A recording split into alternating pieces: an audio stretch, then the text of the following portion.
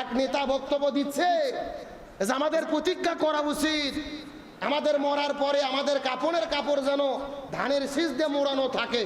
তার কারণ আমাদের প্রতীক হলো ধানের শীষ মার্কা কাপড়ের মধ্যে নিয়ে আমরা যেন কবরে যেতে পারি। সুবহানাল্লাহ না নাউজুবিল্লাহ। আচ্ছা, আমরা যে কাপড়ের কাপড় পরে কবরত যাই, ওখানে কি ধানের শীষের মার্কা দেওয়া কোরআন হাদিসে লেখা আছে?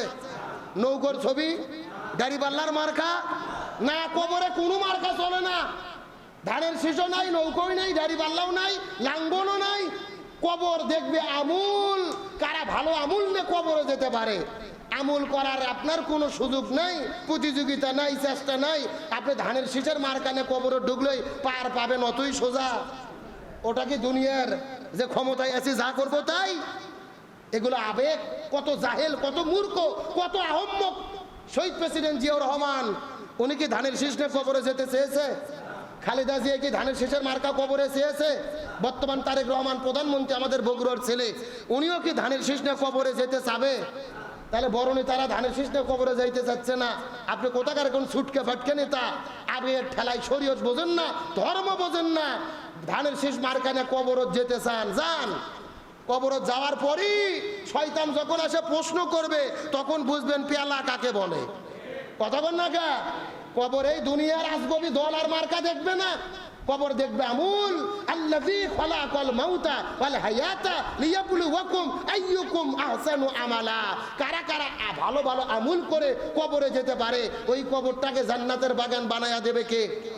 সেলিনা হায়াত আইভি, মেয়র ছিলেন নারায়ণগঞ্জের, তিনি বলেছিল যে জয় বাংলা বলতে বলতে যেন আমার মরণ হয়। নাউজুবিল্লাহ বলেন। রসুল বলতেছে মান কানা আখিরু কালামিহি লা ইলাহা ইল্লাল্লাহ ফাদাখালাল জান্নাহ। যারা কালেমা পড়তে পড়তে মারা যাবে, এক কালেমার ওসিলাই আল্লাহ তাদের জান্নাতের মেহমান বানাবে। সুবহানাল্লাহ বলেন। তাহলে আমরা কি মুখে জয় বাংলা স্লোগান চাই, নৌকা ধানের শীষ প্রতীক চাই, না কালেমা পড়তে পড়তে মরতে চাই? কালেমা পড়তে পড়তে মারা যাবে, এটা হলো মৃত্যুর প্রস্তুতি। আল্লাহ তাআলা আমাদের তৌফিক দান করুক, আমিন বলেন। তাহলে ৩ নম্বর আরশের ছায়ের নিচে জায়গা পাবে কারা? যাদের অন্তর কার সাথে ঝুলানো থাকে? না বাজারের সাথে, চায়ের দোকানের সাথে, হ্যাঁ না, যাদের অন্তর মসজিদের সঙ্গে ঝুলন্ত, অর্থাৎ সর্বদা নামাজের জন্য ব্যাকুল থাকে। সুবহানাল্লাহ বলেন। আমার বন্ধুগণ, মুসলমান ভাইরা লক্ষ্য করুন, তাহলে আল্লাহ তাআলা আরশের ছায়ার নিচে 7 প্রকার মানুষদেরকে জায়গা করে দেবেন। 1 নম্বর হলেন যারা ন্যায়পরায়ণ শাসক। 2 নম্বর যেই যুবকেরা যৌবন অবস্থায় ইবাদত করে। 3 নম্বর হলো ওই সমস্ত ব্যক্তিদেরকে যাদের অন্তরগুলো মসজিদের সঙ্গে ঝুলন্ত অবস্থায় থাকে।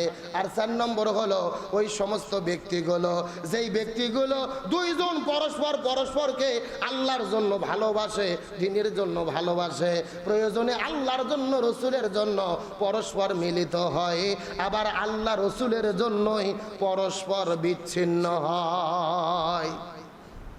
এখনো বোঝেন নাই? এমন 2 ব্যক্তি যারা পরস্পরকে ভালোবাসে, কার জন্য? কথা বলেন। আল্লাহর জন্য, রসুলের জন্য, ইসলামের জন্য, দ্বীনের জন্য, ইসলামী আন্দোলনের জন্য।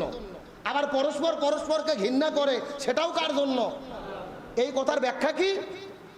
আপনার সম্পর্ক হবে যাদের সম্পর্ক আল্লাহর সাথে, যারা 5 ওয়াক্ত নামাজ পড়ে, মাথায় টুপি রাখে, দাড়ি রাখে, রসুলের সুন্নাহর উপরে চলে, ইসলামী আন্দোলন করে, ইসলামের সৈনিক, ইসলামের পথে চলে, তাদের সাথে আপনার সম্পর্ক।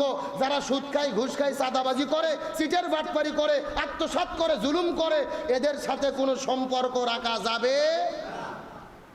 তাহলে আমাদের ভালো সম্পর্ক হবে আল্লাহর জন্য। আবার সম্পর্ক ছিন্ন করব চোর ডাকাত বাটপারদের সাথে, সেটাও কার জন্য? তাহলে আমাদের সম্পর্কর মূল ভিত্তি হবে কার সন্তুষ্টি? কথা বলেন না। কিন্তু আমরা দুনিয়ার ভেতরে কাদের সাথে ভালো সম্পর্ক রাখি? যারা নামাজ পড়ে, দাড়ি টুপিওয়ালা ভালো মানুষ, এদেরকে তো তেল মারার দরকার নাই, কারণ আমরা জানি ওরা তো ভালোই আছে, সমস্যা নাই। আর যত চাঁদাবাজ, যত চিটের বাটপার, প্রভাবশালী, ধর্ষণ করে, মানুষ হত্যা করে, চাঁদাবাজি করে, দেখবেন আমরা যাইয়া তলে তলে ওদেরকেই তেল মারিয়ে ওদের পক্ষে থাকার চেষ্টা করি, যে বিপদত পড়লে ও যেন আমাকে রক্ষা করে। ভুল বললাম? তাহলে ঠিক এত আসতে বললেন কেন? জোরে একবার ঠিক বলেন তো দেখি। রসুল বলতেছে সম্পর্ক হবে কার ভিত্তিতে? আল্লাহর সন্তুষ্টি অর্জনের ভিত্তিতে। খারাপ মানুষের সঙ্গে আপনার কোনো সম্পর্ক নাই, আপনার সম্পর্ক ভালো মানুষের সাথে, নামাজি আলার সাথে নামাজি আলার মিল হবে। আল্লাহকে যারা ভালোবাসে তার সাথে আপনার সম্পর্ক হবে, আল্লাহর সন্তুষ্টি যারা চায় তাদের সঙ্গে আপনার সম্পর্ক হবে। এই সমাজের যারা খারাপ মানুষ এদের সঙ্গে ভালো মানুষের সম্পর্ক হতে পারে। এখন প্রশ্ন আসতে পারে তার এর দ্বারা উপকার কি? এর দ্বারা উপকার হলো আপনি যখন খারাপ মানুষের সাথে মিশবেন না তখন দেখবেন ওই খারাপ মানুষগুলো ধীরে ধীরে ভালো হওয়ার চেষ্টা করবে। কথা বলেন না কেন? একটা লোক খুবই খারাপ, এলাকার সবচাইতে বড় খারাপ, এখন ওই লোকের মেয়ের বিয়ের বয়স হয়েছে, মেয়ে বিয়ে দেওয়া লাগবে। এলাকায় যদি জানা জানি হয় লোকটা এত খারাপ, জানার পরে এলাকার লোক আর মেয়ে দিয়ে বিয়ে করাবে? ও চিন্তা করবে অবস্থা খারাপ, অন্তত মেয়ে বিয়ে দেওয়ার জন্য হলেও ভালো হওয়া দরকার। কথা কন না কেন?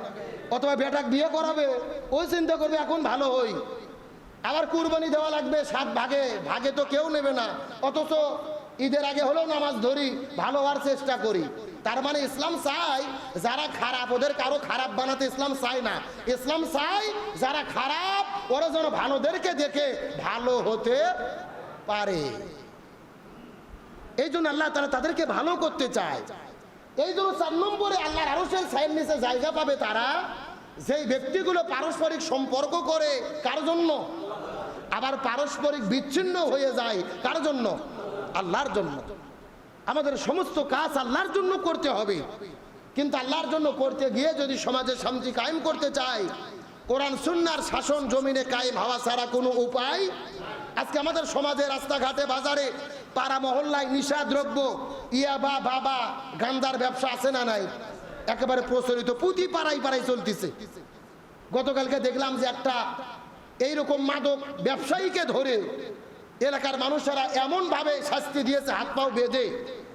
দেখার পরে সবাই শপথ করতেছে আর আমরা এরকম বাবার ব্যবসা করব না, গান্জার ব্যবসা করব না, নিশাদ্রব্যের ব্যবসা করব না। আমাদের বাংলাদেশের আইন আছে, বিচার আছে, সরকারের উচিত ছিল বিচার করা। কিন্তু যখন মাদক আসক্তদের পুলিশ ধরে, খন্না আটক ধরে, দেখা যায় 2000 টাকা নিয়ে মাজিরে যেয়ে ছাইরে দেয়। কতক্ষণ না? আপনি গবেষণা করে দেখেন আপনার এলাকার যত গাঞ্জা বিক্রি করে, ইয়াবা বাবা বিক্রি করে, এদেরকে পুলিশ ধরে বিচার হয়ে শাস্তি দিয়েছে এমন কোনো প্রমাণ আপনারা পাইছেন? হয়তোবা কাউকে ধরে টাকা নিয়ে ছেড়ে দেয়, অথবা কেউ জেলে যেয়ে 15 দিন 1 মাস পরে বার হয়ে চলে আসে, আসার পরে ও চোর হয়ে ঢোকে, ডাকাত হয়ে বাড়ায়, এসে আরো তুমুল হারে ব্যবসা করে। আপনার ছেলেকে আমার ছেলেকে নিশাদ্রব্যের মধ্যে পতিত করে চরিত্র নষ্ট করে দিচ্ছে। একটা ছেলে যখন একবার নিশার মধ্যে ঢুকে যায় ওই সন্তানকে আর ভালো করা যায়? এত মারাত্মক খারাপ জিনিস। বাবা মা শেষ পর্যন্ত সন্তানদের ভালো করার জন্য নিজেরাই জেলের মধ্যে বন্দি করে রাখে, আমার সন্তানটা তাও যেন নিশা ছাড়ে। কত অভিশপ্ত একটা বিষয়, অথচ সেটা আমরা নির্মূল করতে পারতেছি না। এই জন্য শুধু বাংলাদেশের নীতি আর আইন দিয়ে এগুলো বন্ধ করা যাবে না। এই মাদক আসক্ত বন্ধ করতে গেলে আমাদের গ্রাম পাড়া মহল্লার সকলকে একতাবদ্ধভাবে এই সমস্ত মাদক আসক্তদেরকে, ব্যবসায়িকদেরকে আমাদেরকে প্রতিহত করতে হবে। কিন্তু আমরা তো এদেরকে কিছু বলি না, চিন্তা করি ওকে কিছু বলবো, রাতের বেলা আমার পেছন দিক থেকে চাকু মারবে, বিপদ। কেউ কিছু বলে না, ওরা ইচ্ছা মতো চালিয়ে যাচ্ছে। আপনার আমার ছেলে মেয়ে আসক্ত হয়ে জীবনটা ধ্বংস করে দিচ্ছে। এই মাদক আসক্ত নিশাদ্রব্যকে হারাম করেছেন কে? ইন্নামাল খামরু ওয়াল মাইসিরু ওয়াল আনসাব ওয়াল আজলাম রিজসুম মিন আমালিশ শাইতান ফাজতানিবুহু লাআল্লাকুম তুফলিহুন। আল্লাহ তাআলা বলেন মদ, জুয়া, নিশাদ্রব্য, তারপরে মূর্তি পূজা, ভাগ্য নির্ধারক, সবগুলোকে কে হারাম করেছেন? আল্লাহ তাআলা হারাম করে দিয়েছেন। সুতরাং এই নিশা নামক অভিশাপ থেকে আমাদের এই যুব সমাজকে আল্লাহ তাআলা হেফাজত করুক, বলেন আমিন। তাহলে 4 নম্বর আল্লাহর আরশের নিচে জায়গা পাবে তারা যারা সম্পর্ক করবে আল্লাহর জন্য, আবার সম্পর্ক ছিন্ন করবে কার জন্য? আল্লাহর জন্য। আমার প্রিয় বন্ধুগণ, মুসলমান ভাইরা গভীর মনোযোগ লক্ষ্য করুন। তাহলে আল্লাহ তাআলা 7 প্রকার মানুষদেরকে আরশের ছায়ার নিচে জায়গা দেবেন। 1 নম্বর হলেন যারা দুনিয়ার মধ্যে ন্যায়পরায়ণ শাসক হবেন। 2 নম্বর ওই যুবক যারা যৌবনে আল্লাহর ইবাদত করবে। 3 নম্বর যাদের মসজিদে অন্তরগুলো ঝুলানো থাকে। 4 নম্বর ওই 2 ব্যক্তি যারা আল্লাহর জন্য ভালোবাসে, আল্লাহর জন্য আবারও সম্পর্ক ছিন্ন করে। আর 5 নম্বর হলো এমন যুবক এই দুনিয়ার ভেতরে যেই যুবককে এই সমাজের কোনো মহিয়সী নারী, কোন সম্ভ্রান্ত পরিবারের মহিষী নারী যেই যুবককে জিনা করার জন্য আমন্ত্রণ করেছে, কিন্তু ওই যুবকটা জিনার মধ্যে নিমজ্জিত হয় নাই, অথবা কোনো যুবক কোনো তরুণী মেয়েটিকে জিনা করার জন্য আমন্ত্রণ করেছে, কোন সুন্দর ছেলে অথবা মেয়ে একে অপরকে জিনার জন্য আমন্ত্রণ করেছে, কিন্তু ওই ছেলে এবং মেয়ে যদি জিনা ব্যভিচার থেকে দূরে থাকে আর যদি চিৎকার করে ঘোষণা করে আনা রব্বুকুমুল আলা, আল্লাহ হলেন আমার রব, আল্লাহ রব, আল্লাহ রব, আল্লাহ ছাড়া দুনিয়ার মধ্যে কেউ নাই, ইন্নী আখাফুল্লাহ, আমি আল্লাহকে ভয় করি, এই আল্লাহকে ভয় করি বলার পরে সমস্ত জিনা ব্যভিচার থেকে, সমস্ত অশ্লীলতা থেকে যেই যুবকগুলো নিজেদের চরিত্রকে হেফাজত করবে, আল্লাহ হাসরের ময়দানে ওই আরশের নিচে এই সমস্ত যুবকদেরকে আল্লাহ তাআলা জায়গা করে দেবে। বলেন সুবহানাল্লাহ। এই সমাজের এমনও যুবক যাকে কোনো যুবতী আহ্বান করেছিল যে আমি তোমার সঙ্গে জিনা ব্যভিচার করতে চাই, আমি তোমার সঙ্গে প্রেম ভালোবাসা মহব্বত করতে চাই, কিন্তু এই যুবকটা ভালো, এই আমন্ত্রণ জানানোর পরেও, পাবার পরেও, সুযোগ পাবার পরেও অশ্লীলতা ব্যভিচার করেনি, চরিত্রকে হেফাজত করেছে, এই যুবককে আরশের ছায়ার নিচে জায়গা দেবে কে? এখন যেই যুবকেরা দুনিয়ার মধ্যে আমরা আছি, একবার নিজেকে প্রশ্ন করে দেখি তো, যদি কোনো সুন্দরী মেয়ে আমাকে জেনা করার জন্য আমন্ত্রণ করে,